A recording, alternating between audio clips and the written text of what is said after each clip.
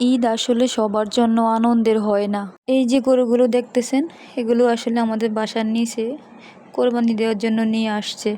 তো প্রতি বছর কোরবানির সময় আমার আব্বা গরু বিক্রি করতেন, কিন্তু ভাগ্যের কি পরিহাস, এবছর গরু বিক্রি করার মতো আমার আব্বাটাই নেই।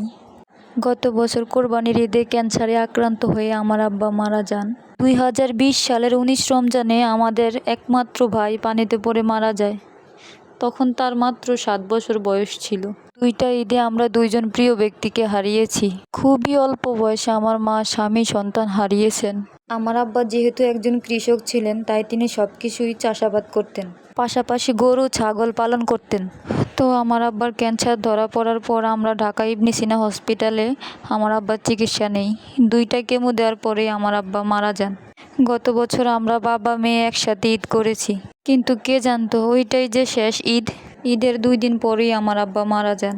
এই একটা বছরে বুঝে গেছি বাবা না থাকার যন্ত্রণাটা কি।